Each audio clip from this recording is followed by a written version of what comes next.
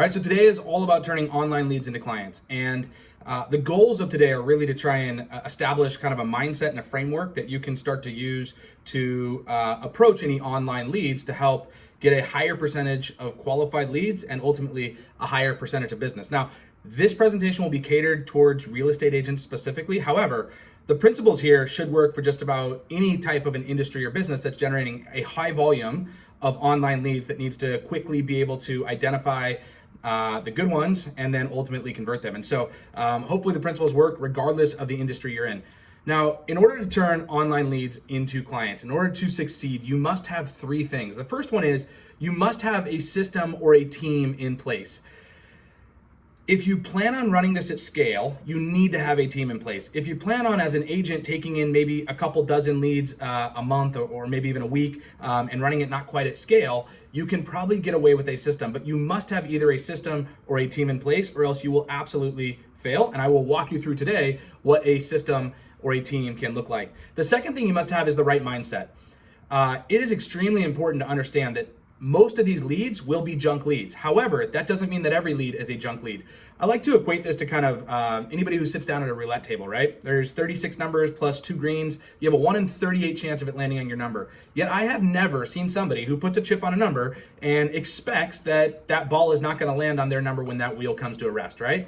And so what I need you guys to do is start thinking of this about more like a roulette game than thinking of like a game where it's just kind of wasting your time. And if you have that mindset that every single time you spin that wheel, every single time you pick up the phone, every single time you see an alert come in that a new lead has just been generated, you feel like that is going to be your lucky lead, you approach it that way, you will have a chance to succeed. If you see these as a nuisance or something that has just such a low value to them that you really don't put the right mindset and effort behind approaching each one of these leads, you will not succeed. The third thing that you need is you need to have patience. Leads that come online are not generally as hot and ready to go as leads that happen through referrals and some of the other sources that you may generate leads. Now, what I want to be clear is the leads that we're going to focus on today, there's 2 types of leads, active and reactive.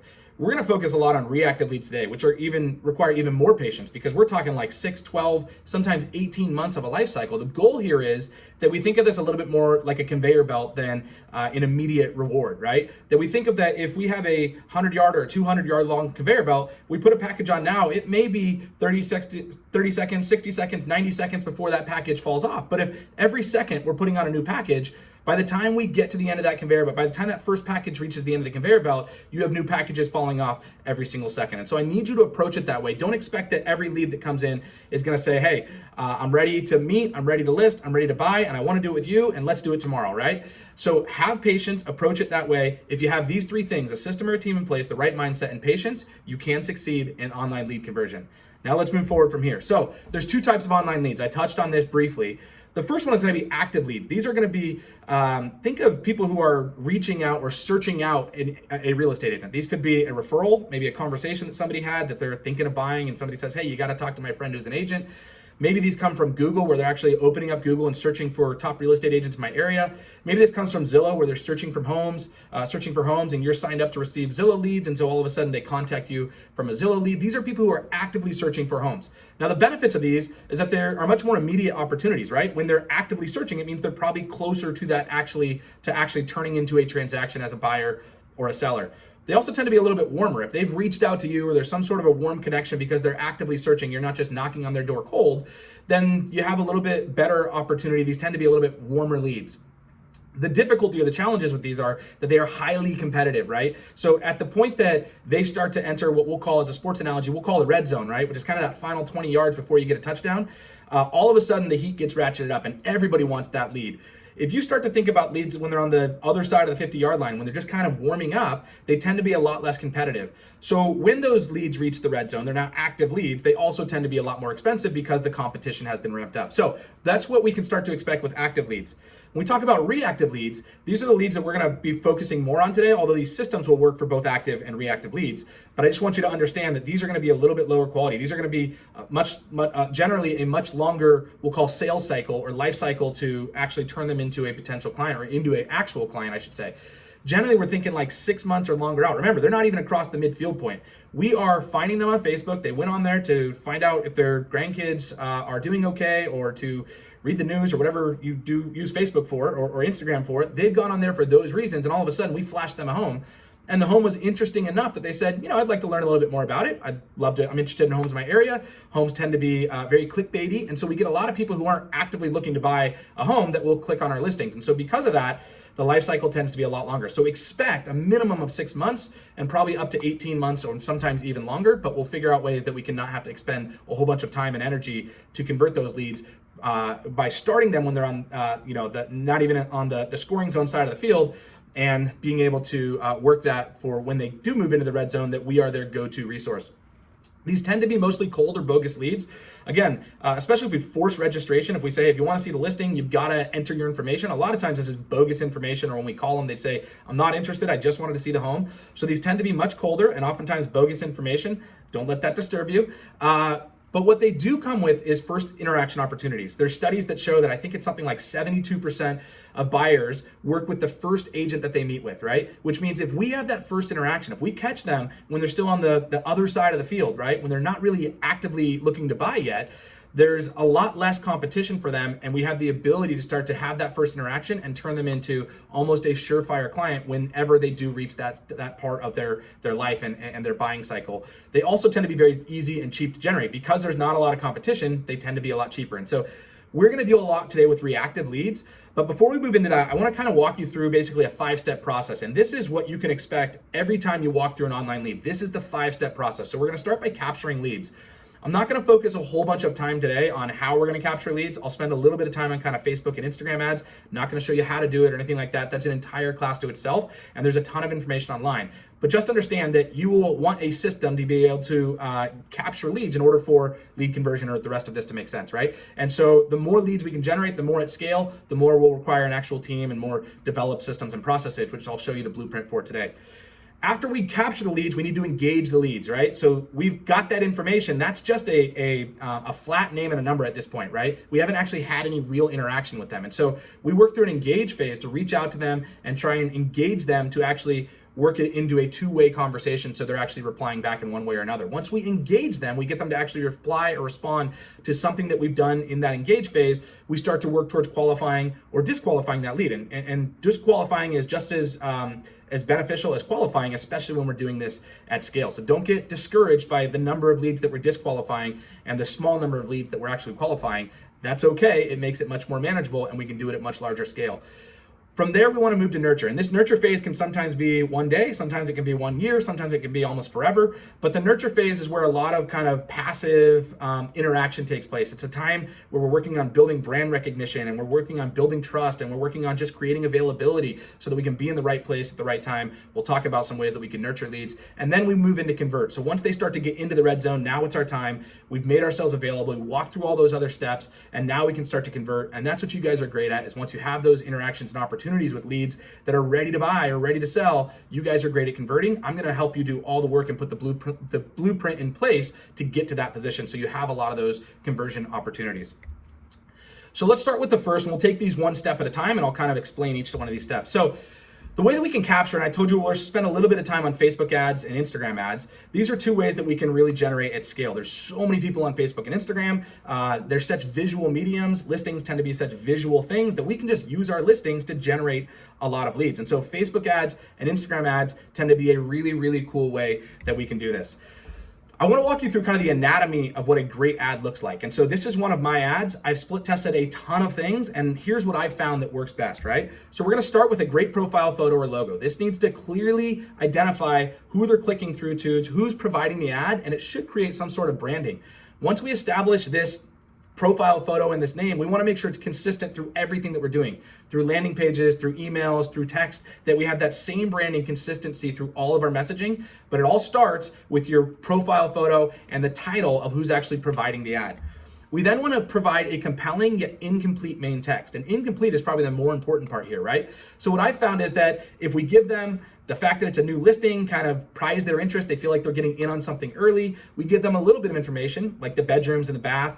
The city I find to be important because we're actually advertising in a 15-mile radius around the property. So people tend to have a deeper connection when a property is close to them or it's a city that they already live in. They tend to have a little bit more interest. And so I provide those 4 things. I skip a line and then I move on to a really useful, interesting first line that should capture their information. Most people will never click see more. However, if they do, I'm gonna give them about half of the actual property description with a ... and a call to action that says, click to see all the photos and all the listing details. We don't wanna give them everything. Remember, it's compelling yet incomplete. We're also gonna include our DRE number just so that we are in compliance and make sure that you guys are doing that. I wanna be clear that anything compliance-wise is up to you guys. This is not intended to be a compliance or a legal presentation. This is simply a process and a blueprint that you can use to convert leads. Make sure that you take responsibility for staying in compliance. So compelling yet incomplete main text. Now you'll notice the one thing that I left out that everybody wants, right? Price. Of course, so if we create compelling enough rest of the ad, we can get them to click through and generally either see the listing or give us their information depending on what our goals are. The third thing is a single beautiful image. Now, I know that you're gonna say, well, what about multiple images or videos or all these things? I've tested this ad nauseum, and I'm telling you, a single compelling, beautiful image is the single highest conversion and click-through rate that I've ever seen. So one image, and again, it's compelling, yet incomplete. And I think that incompleteness, leaving the price out and leaving videos or a lot more of kind of being able to see the home, leads to a higher conversion rate in terms of capturing those leads. The next thing we want is a call to action in the headline. So you can see ours is see all the photos now. So we want to give them a reason to click or let them know that there's more beyond just what they're seeing on this page. And then the final thing is we want to give them a scarcity reminder in the description. And so this is where I say, don't miss this beautiful listing, or we've already got 20 showings, act now, something like that is going to be helpful. And so this is the anatomy of a great ad, whether it's Facebook, whether it's Instagram, whether it's Twitter or Pinterest or whatever you're using to advertise. Different mediums are going to come with different greatness in terms of the anatomy. So Google ads and YouTube ads would probably be different than Facebook and Instagram, but this is a way that you can really easily, these are kind of the entry level that almost anybody can get into Facebook and Instagram ads. This is what a great ad looks like. All right, so there's two types of Facebook ads that I want to focus on today. The first one is traffic ads and the second one is lead ads. They're exactly what they sound like. So traffic ads comes with the goal of trying to get as many people to visit your website or your listing as possible. So all the ads that I do are just listings, right? So I create an individual listing site or a listing page. You can use a direct listing in your MLS or Flex MLS, or there's a lot of different kind of tools that allow you to kind of have your own branded IDX through your board generally. You can send them to that listing, or you can do like I do, which is actually build a website and host individual listing pages so it looks clean with a mybusiness.com/123 main domain for each listing. If we just want to get a whole bunch of people there, we can do that really easily with traffic ads. All they do, they click, they see enough, we create a compelling ad, they click the ad, they land straight on my page. The great thing about this is it gets tons of eyeballs, right? We have a lot of opportunities to create potential buyers. We also can pixel that traffic and start to retarget them and do other things with branding to where we can kind of follow them around the internet, and we can start to get creative with our marketing from there. What we don't get is a lot of leads from that. So generally I see about 10 cents a visitor. So if we spend $1,000, we should get about 10,000 visitors. Of course, you don't have to do that with a single listing. Let's say you split that up between 10 listings, $100 a listing, you should get about 1,000 visitors, which is quite a bit. And we can do that in a pretty short period of time because, again, Facebook scales almost infinitely. The second type is lead ads, and this is if we want to actually capture information. And this is what I would recommend for the rest of what we're talking about today is if you want to actually capture buyer information and be able to implement the processes and the blueprint that I'm gonna share today, lead ads are what you want to go with. What I found is we're generally about $2 a lead ad, although probably less than this, not more than this. On average, last couple months I've spent several $1,000s and I'm generating leads at about $1.58 on average. Although that's not to say that every listing is at $1.58 or even $2. Some listings take me $3 to $4. And to be honest, there's not a lot of consistency as to why. So the price range I've tracked, the cities, how good the photo is, there's a lot of things that I've tracked. There's not a lot of linear connections to any of those things. So you can test on your own, see if you figure it out, but let's assume $2 per lead ad, and I'll explain what a lead ad is in just a second. With $1,000, you could collect 500 potential leads. So there's a lot of opportunity here to collect leads. I'll share with you kind of how many of those you can expect to actually turn into business in just a sec. So let me give you kind of the nuts and bolts of traffic ads versus lead ads. So traffic ads work just like you see on the screen here. So you're gonna see a listing like I talked about. Again, same format. It's the anatomy of a great ad. This is great. We're gonna get a lot of people to click to learn more. And when they click learn more, they go straight to our website. Now you'll notice this is a website that I've hosted on my own. It shows all the listing details, the price. I've got a whole bunch of calls to action so they can click to contact me, or they can share this on their own Facebook page. I've got all of that stuff. It's interactive. But the capture rate once they leave Facebook and get onto my ad is very little. It's really just for eyeballs and traffic more than actually capturing leads. Although that's not to say that you don't get showing requests and things like that from this as well. just understand that you're not going to get a ton of interaction. You're going to get a ton of activity and eyeballs, but not a ton of interaction. Again, if you're pixeling, you can start to follow them and build some branding and create new opportunities to actually capture those leads down the line. But we won't talk about that today. Retargeting is kind of a whole separate presentation. The other option is lead ads, right? And so lead ads works like this. We just add a step in the middle. So when they click the ad, we keep them on Facebook and we present them with a form that we ask for their contact information, and we can add a couple extra qualifying questions if we want as well. Now, the more questions we ask, the more friction it creates. The more friction it creates, the less leads we get. And remember, it's about $2 a lead. So we get almost the same number of clicks, but it's about 1 in 20, about 5%, 5 to 8% that actually complete the form and move on to the listing. So a lot less traffic, but every piece of traffic that moves on, every person I should say that moves on, we have their information, or we have information that they've provided. Whether or not it's accurate, we'll determine later down the line when we get to the engage, right? And so I like to ask a couple additional qualifying questions. What is the time frame for buying a home? Are you looking to buy immediately, or are you a little bit out in the future, or are you just browsing? Any of those are fine. Do you have a home that you need to sell first? Are you currently a homeowner? That helps me kind of know what their position is in the market. And then thirdly, are you currently working with a real estate agent? This helps for not only compliance reasons, but also just to kind of know how hot the lead is or how potential it is. It also gives them an out. They can really easily say, yeah, I'm working with an agent, and expect that you're gonna bug them a little bit less than if you said no. So we're gonna collect some information. Once they submit that information, then they'll be passed on to my website. So there's a step in the middle that we have a whole bunch of drop off, but when we do get people that follow through, we've created a little bit of friction, but we also collect all of that information. So now we have an actual lead that we can start to engage and follow up with. So that's the difference between traffic ads and lead ads. You can run your own, you can run both, you can figure out what's best for you, but ultimately those are gonna be the two ads that you'll really focus on. And everything you're doing here on Facebook can also be done on Instagram through the same ads dashboard. All right, so that's capturing ads. Let's move on to the engage phase. And I wanna walk you through what this looks like. Engage phase really starts once a lead hits our inbox or our CRM or whatever you're using to track your leads. Let's first talk about what to expect. So about 40% of leads that come in will give you bogus information. Oftentimes that's immediately relevant. We send them an email, it kicks back as undeliverable. We send them a text, it comes back as either landline or number not found. So we'll find that out really quickly, that 40% of these leads are bogus. Great, kick them out. We'll find that 30% will just ignore us throughout this entire process. I'm gonna walk you through what this process looks like. There's a lot of reach outs, and sometimes they're ignoring us because the information actually is bogus. We just didn't know it. Sometimes they just want to ignore us. Sometimes there's confusion or whatever that may be. But for some reason, about 70% of leads will either be bogus or will ignore us. About 20% will just straight up tell us that they're not interested, right? They'll just say, hey, listen, I was just browsing. I'm not interested. Thank you very much. Great. So now we have 90% of our leads that we can kind of just put into the unqualified, or what I'll call kind of the nurture section, just in case some point they decide to cross the midfield and they want to start to engage with us. But for now, we don't need to spend a lot of time on any of those if they ask us to stop, if they just ignore us, or if they give us bogus information. So now we're looking at the remaining 10%. About 6 of those will be what I'll call good nurture candidates. And when I say good nurture candidates, I just mean that they're probably not anywhere near midfield right now. They may have to fix their credit. They may really be just looking, but they are at some point interested in buying, and they don't have a realtor relationship yet. And so you could be a valuable resource at some point down the road, but they're not ready to meet. They're not ready to start actually getting together and putting things together. Great, awesome nurture candidate. We want to put them into our nurture, and we'll talk about that when we get to step 4.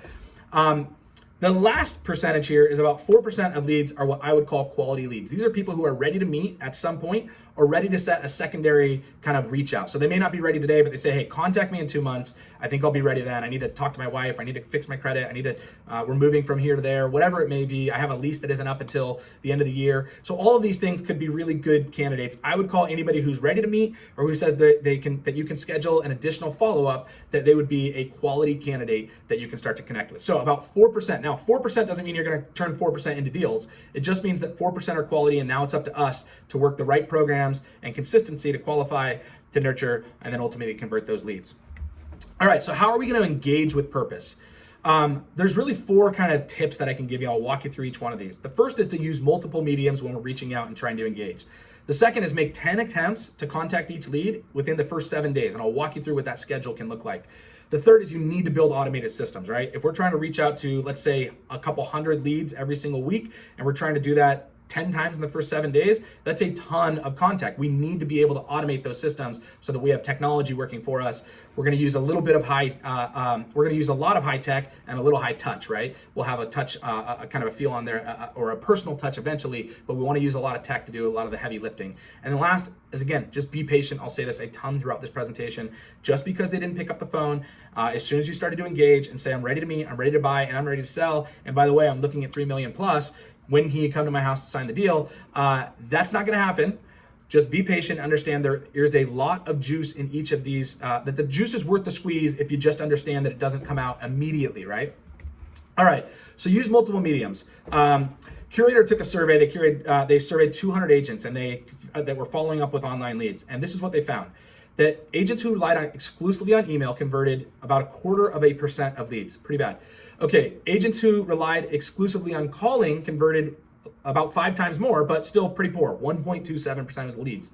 Agents who relied exclusively on text converted 1.63% of the leads, so still pretty poor, but a lot better than calling and a little bit better than just emailing. But agents who used all three converted more than all three of those individual mediums combined. They converted 6.29%. There's a lot of reasons for this, just the psychology, the ability to kind of reinforce and brand, the ability to kind of reach people at and when they want. But the bottom line is the stats don't lie. Using multiple mediums, reaching out by phone, text, and email concurrently, all within the first week, is going to give you the best chance to succeed. So let's talk about what that looks like. We want to make 10 contacts in the first 7 days. If that's what we're looking to do, it can look at a schedule something like this: 4 attempts on the first day, 2 on the second day, 1 on the third day. We can give them a break on the 4th. We can reach out once on the 5th, give them a break on the 6th, and then we can send them our breakup call and text on the 7th day. Now, your schedule does not have to match mine. Your scripts do not have to match mine. I'm going to give you kind of an idea and a general sense of why I use this process and where I'm finding the results. All right, so day 1. I'm going to send a text after 2 minutes. I want them to be able to look at the listing before I bother them, but I don't want them to forget that what they did and where I got their information. So I send them a text, and I'm immediately just trying to see if they want to get on a phone call, right? I am trying to see if they're qualified immediately with a one-touch qualification, and this does happen. Sometimes it works. A lot of time this goes ignored. A lot of time we get the, hey, wrong number, or I'm not interested, or any of that stuff. Great, we can immediately start to put these people into buckets. As soon as they engage, we have options and we can start to qualify or disqualify them pretty quickly. If they don't respond, after another 15 minutes, I send them a text that now I'm asking something a little bit different. Hey, by the way, are you currently in the market to buy a home, or are you just browsing? Hopefully I can kind of, it's a poke to them to kind of say, hey, I'm still here in case you forgot, but it's also a way that I can ask them a little bit different way, where I'm not just trying to push for a meeting, I'm trying to softly engage in a conversation with them. If they don't respond to that, they get one at the 90-minute mark that says, hey, let me know if there's a good time to talk today, or if text is easier, just reply here whenever you get some time. So it's saying like, hey, I'm not trying to push you, I'm still here, but I just want to let you know that I'm available whenever you're ready. After 2 hours, they're going to get an email. The email is going to say something like this, and again, you can put your own script together, but I use something like, hi Annette, I wanted to follow up on your interest in our listing at 1033 West Orangewood Avenue in Anaheim. I know you're just browsing Facebook, so you may not be actively looking to buy a home, but we would love to become your go-to resource for any current or future real estate needs. Let me know if you have any questions that I can help with. If you'd like to set up a time for a quick phone call so that we can help put a plan together to get you into your dream home. Whether you're actively looking to buy now or you're years off, we'll put the perfect plan together for you. The Wright team is a real estate team of 30 plus top agents with more than 500 years of combined real estate experience. We are the top selling team at the #1 single selling office in all of Orange County. So you're in good hands. Lastly, if you don't want to talk to us, but you'd like to set up some listing alerts, we can email you about new listings in your neighborhood and or price ranges that you would like. Just fill out this short form and we can get it set up for you. So they don't even have to talk to us, right? I've got a form. If they just kind of want to, you walk into Best Buy or Nordstrom and the person immediately goes, hey, can I help you find something? And even if you may need their help and you know that, the immediate reaction is no, right? But if they could just kind of, if you could text them and say, hey, I'd like a little help here and here and here, and you just got kind of an information sheet back, that may actually be something you'd be interested in. We just want to give them a lot of different options. Do you want to call? Do you want to engage in a conversation? Do you want to text me later? Do you want to email? Do you want to, so all these things within the first day, they've seen a lot of points of contact. Now you'll notice I haven't called yet. Many agents will call on the first day, and depending on your scale, you can certainly call. I don't, I wait till day 2. Day 2, it looks like this. They get a text message. It says, the Wright team is a top selling real estate team with more than 30 agents. Because of this, we get access to our team's exclusive listings before they hit the market. If you'd like to be notified of these exclusive listings before they hit the market, just reply to this text and I'll set you up. So we're working with a value proposition now. We're saying, hey, listen, I'm not just trying to get your business anymore. I'm trying to find a way that I can actually separate myself from any other agent that you may be talking with also. Then I'm going to give them a phone call. And the phone call, you can take it, you kind of know what to say. My script generally goes something like this. Hey, my name's Corey with the Wright team. I just wanted to call and follow up. You had visited one of our listings on Facebook the other day. Hopefully you enjoyed that. I just wanted to see if you had any questions about that listing, or more broadly, any questions that I can help with anything to do with real estate. We are a top selling team. We're the #1 selling team at the #1 selling single office in all of Orange County. So we've got a ton of experienced agents that can really help you reach all of your real estate goals. And we'd love to put a plan together. So whether you are 6 days away from buying, 6 months away from buying, or 6 years away from buying, it is never too early to start working with us so that we can put that right plan together. If there's anything we can do, let me know. We'd love to be of assistance. I give them my phone number, I give them my name again, and I hang up. When I get them on the phone, this is the beauty of this. Because they've heard from me 5 times already, 4 texts and an email. When I say it's Corey with the Wright team, I don't get a lot of who's, what, right? Because they've seen me several times. And so it's one of the reasons that I wait till day 2 to call. It tends to have a little bit more of a familiar name to it. And I tend to get a lot of people who either really quickly say I'm not interested or call me later, which I know is a no. Or I do get a lot of people who actually say, yeah, I had a couple questions, or I'm just listing. They're willing to open up and share what their experience or what their level of interest is at that time. All right, day 3, I'm gonna send them another text. Again, this is only if they haven't responded or I don't have any engagement yet, right? As soon as I get some sort of response from them, I pull them out of all of my automated and I move them into a high touch system. Every single lead at that point is gonna require something a little bit different. I just wanna make sure that until they respond, I've got a really good system to try and reinforce and give myself the best chance. So day 3 says, do you have any real estate questions that I can answer for you? Even if you're not ready to buy now, I can set you up with listing alerts via email in whatever price range and would be most interesting. Would you like me to set up listing alerts for you? Again, it's just kind of a little prod. Sometimes this gets replies. Sometimes people say, sure, listing alerts sound fine. They realize that I'm not just trying to treat them as a target or a mark, that I really, again, have something that I can provide them. Day 4, we finally give them a break. Whew. All right.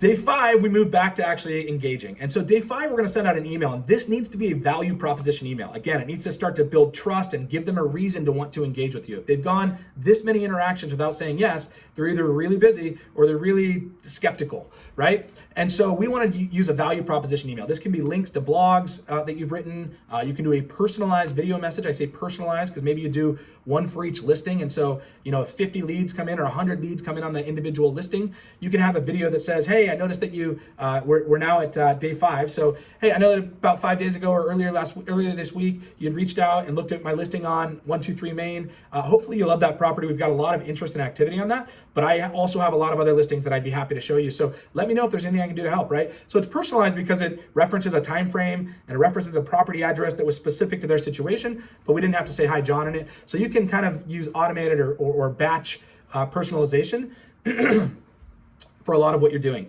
You can use a white paper, something to demonstrate expertise and give them value. So ours looks like this. The subject is 8 ways to land your dream home.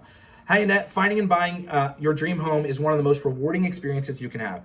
It can also come with some challenges along the way if you're not fully prepared. We've created a useful guide that every home buyer can use to make the experience as magical as possible. Click here to read 8 ways to land your dream home. It's a 5-minute read. Whether you're 6 days, 6 months, or 6 years away from buying your dream home, it's never too early to meet with us so we can start planning for every step of this exciting part of your life. If you'd like to set up a casual meeting, let us help you start planning now. Just reply to this email. We can set a meet at our office, at Starbucks, via Zoom, or whatever works best for you. We can guide you along every step of your home buying journey. Again, trying to provide value, giving them something, and again, letting them know we're not pushy. Just any way that you want to meet, we're here to be a resource for you. Day 6, they get their break number 2, and then day 7, they get the break up, right? And so this is where we actually get a ton of interaction after this day 7. We give them a phone call. We acknowledge that there's been several missed attempts, but we recognize that they could just be busy. We let them know, hey, this is gonna be our last meeting, or my last time to reach out to you. I don't wanna keep bothering you, but if there's anything that I can do to help you out immediately or down the road, just reach out, you know how to find me. And then I'm gonna send them a text to the same message, which says, I'm sorry we haven't had the chance to connect.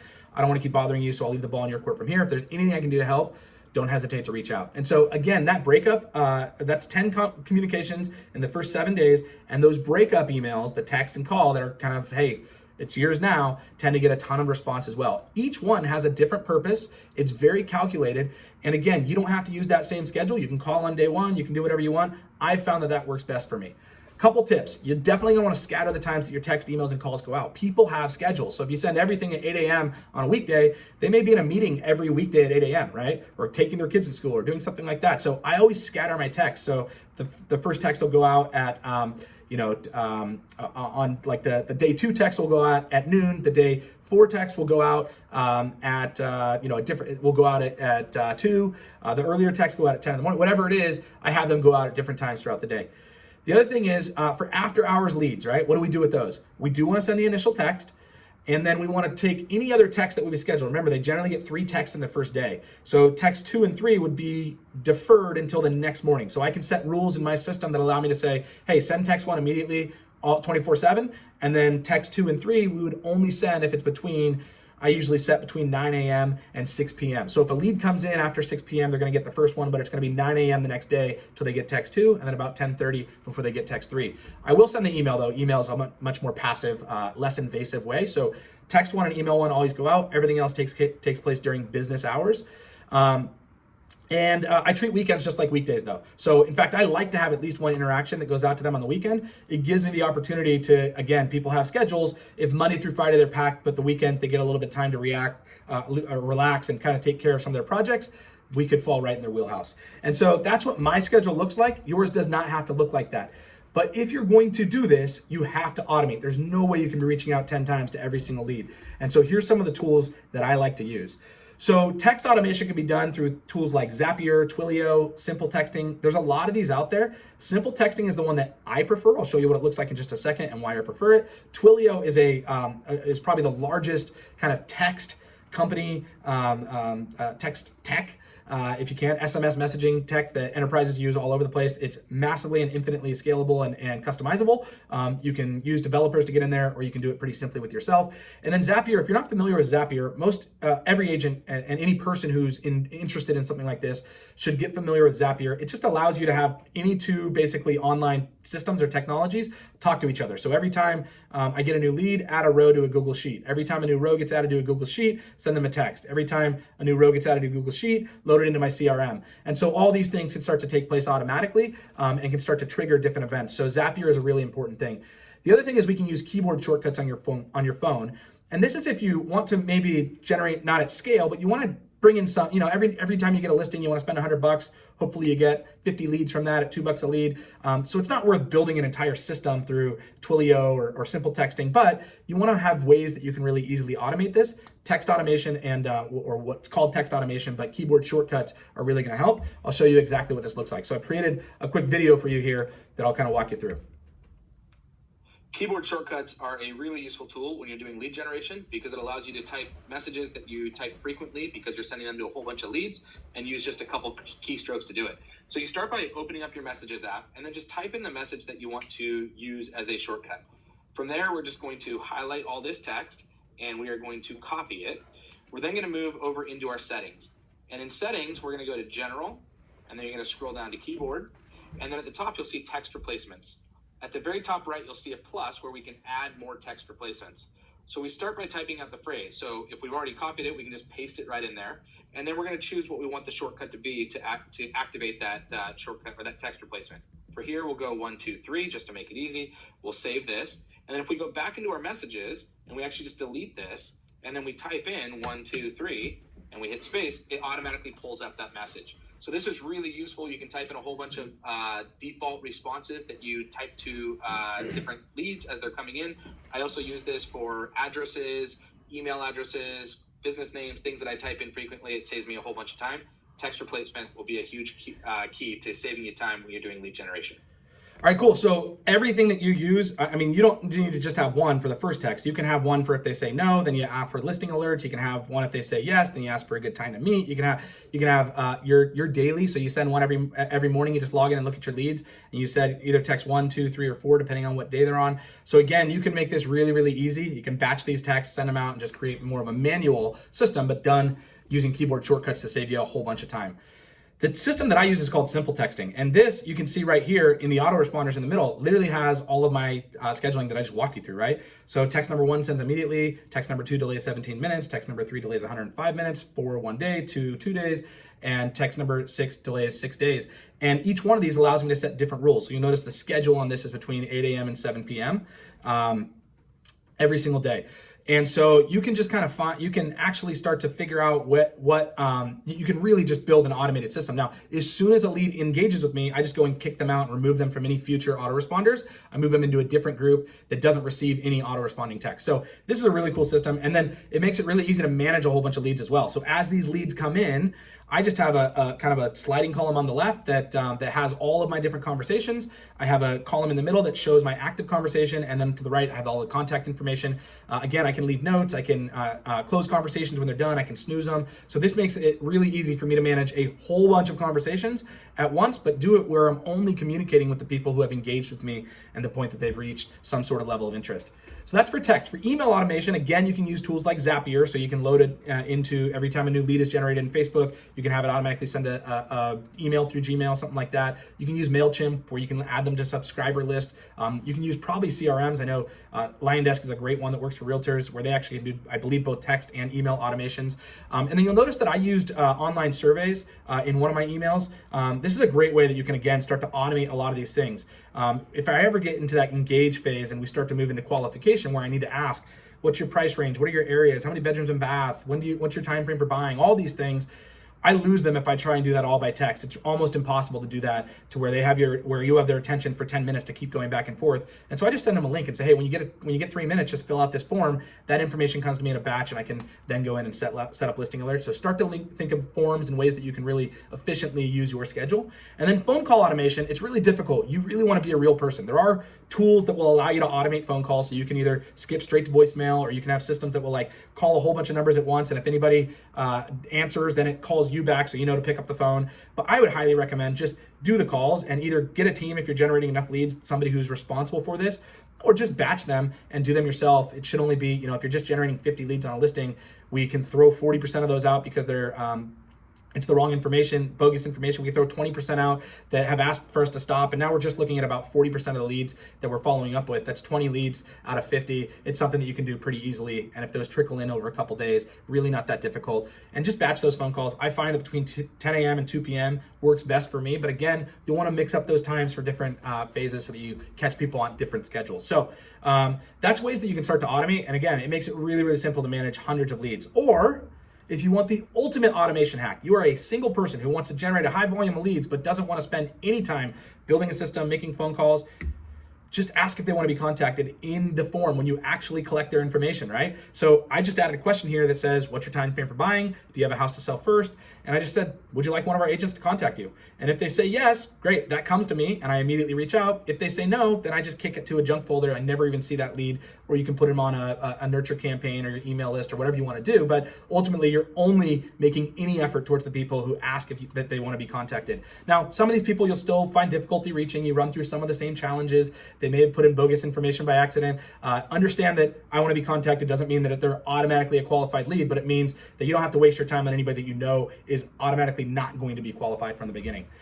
Okay, the next thing is I want you to be patient. Just because they don't respond immediately does not mean that they're not interested. So going back to stats from both Curator and NAR, 92% of sales reps attempt to contact leads 4 times or less, but 50% of sales happen on the 5th attempt or later. The average lead requires 7.2 contacts before a connection is made. Be patient, be persistent, follow those leads, and understand that there is juice in every piece of fruit. Treat it like roulette, not like it's a waste of time, money, and energy and effort, right? If you do that, you be patient, you'll have a much better chance of success, and use systems to help. All right, now we have engaged, and the qualify or disqualify period starts when somebody reacts or responds back to any of our engagement attempts. So there's really 5 possible outcomes. I've rated them from 5-star to 1-star. And ultimately, I don't care where they fall. I just want to know where they are so I can act accordingly. And so the first one is I want to book a meeting. That's my first text, goes out and says, hey, can I meet with you? If I get them on the phone, my next course of action is, can I get a meeting with you? Oftentimes that doesn't happen. And so you'll see my script looks something like this. Okay, no problem. In the meantime, can I send you some listings in a market or a neighborhood that interests you so you can keep a pulse on the activity there? And then they may say, yes, great, put them on listing alerts. That's a 4-star lead. Somebody who we have a little bit of information on, we are sending them regular information. That's a 4-star lead. That's a way that we can nurture them. If they say no to that, do you see yourself looking to buy anytime in the next 3 years? If so, can I plan to reach out in X number of months or years to check in, right? And this may be 3 months out, 5 months out. Most people will plan to buy in the next 3 years if they are looking at some sort of real estate. So if so, we can set a future follow-up date. So they didn't want listing alerts, but we still have a time that we can reach out and we have permission to do that. If they don't want that to happen, we can let them know, understood. Can I at least add you to my weekly emails, keep you informed on some of the local real estate trends? If they want that, we put them on our nurture campaigns. If they don't want that, we move them to a 1-star. We just remove them from the database. And so just walk through that and understand there's a bunch of different outcomes. It doesn't matter where they fall. Ultimately, our goal is to, as quickly as possible, qualify or disqualify leads, and so that we know that we can focus our attention on qualified leads. It's not to string them on. It's not to waste their time or yours. Qualify or disqualify as quickly as you can. Now, when we're qualifying leads, there's really 7 questions that I'm asking.